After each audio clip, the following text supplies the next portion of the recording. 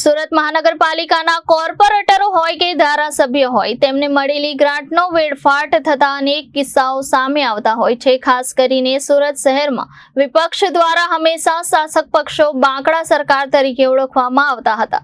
જનપ્રતિનિધિઓ દ્વારા પોતાને મળેલી ગ્રાન્ટનો બાંકડામાં મહત્વનો ઉપયોગ કરવામાં આવતો હોવાની વાત પણ સામે આવી રહી છે। ફરી એક વખત બાંકડાનો દુરુપયોગ થતો દેખાયો છે। ટેરેસ પર મુકાયેલા બાંકડાના વિડીયો સોશિયલ મીડિયામાં ફરતા થયા હતા। સુરતના ગોપીપુરા વિસ્તારમાં આવેલ રાજ એપાર્ટમેન્ટના ટેરેસ ઉપર ધારાસભ્ય અરવિંદ રાણાની ગ્રાન્ટમાંથી ફાળવાયેલા બાંકડા જોવા મળ્યા હતા। સુરત પૂર્વ બેઠકના ધારાસભ્યની ગ્રાન્ટમાંથી લોકોને ઉપયોગી થઈ શકે એવા સ્થળ પર મૂકવા માટે બાંકડા ફાળવવામાં આવ્યા હતા। આશ્ચર્યજનક રીતે કેટલીક સોસાયટી અને એપાર્ટમેન્ટના લોકો તેનો દુરુપયોગ કરતા ભૂતકાળમાં પણ દેખાયા હતા। ફરી એક વખત ગોપીપુરા વિસ્તારના રાજ એપાર્ટમેન્ટની છત ઉપર બે બાંકડા સુરત મહાનગરપાલિકાના મુકાયેલા જોવા મળ્યા હતા। સુરત પૂર્વ બેઠકના ધારાસભ્યએ જણાવ્યું હતું કે હું જ્યારે મારી ગ્રાન્ટમાંથી બાંકડા ફાળવું છું ત્યારે જે તે સોસાયટી અને એપાર્ટમેન્ટના લોકો પાસેથી ફોર્મ ભરાવું છું, જેમાં સ્પષ્ટ લખાવું છું કે મારા તરફથી અપાયેલા બાંકડાનો ઉપયોગ જાહેર જનતા માટે કે જાહેર સ્થળ ઉપર મૂકવા માટે કરવામાં આવશે। જો કોઈ ખાનગી જગ્યા ઉપર આ બાંકડા મૂકશે અને કોઈના ધ્યાન પર આવશે તો પોલીસ ફરિયાદ કરવામાં આવશે। આ જે બાંકડા છે તે મારી પોતાની માલિકીના નથી, એ સરકારની માલિકીના છે। જો મારા ધ્યાન ઉપર આ બાબત આવશે અને મને કોઈ લેખિતમાં ફરિયાદ કરશે તો કોર્પોરેશનમાં અને પોલીસમાં હું ફરિયાદ નોંધાવી દઈશ। નમસ્કાર, હું અરવિંદભાઈ રાણા, ધારાસભ્ય સુરત પૂર્વ વિધાનસભા।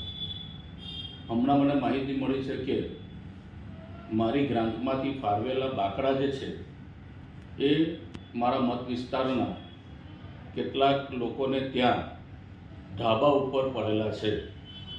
તો આ અંગે મારે ખુલાસો કરવો છે કે આ જે બાંકડા છે એ બાંકડા સરકારી ગ્રાન્ટમાંથી આપવામાં આવે છે, સુરત મહાનગરપાલિકા દ્વારા આપવામાં આવે છે અને જે બાંકડાઓ અમે જેને જરૂરિયાત છે એવા લોકોને જ્યારે અમારા કાર્યકર્તાઓને અથવા તો અમારા મતદારોને આપીએ છીએ ત્યારે એમની પાસે અમે સ્પષ્ટ લખાણ લઈએ છીએ અને મારું એક ફોર્મેટ છે, એ ફોર્મેટની અંદર અમે સ્પષ્ટ લખેલું છે કે આ સરકારી ગ્રાન્ટમાંથી મળેલા બાંકડા છે, એનો જાહેર ઉપયોગ કરવાનો છે, કોઈએ વ્યક્તિગત ઉપયોગ કરવાનો નથી।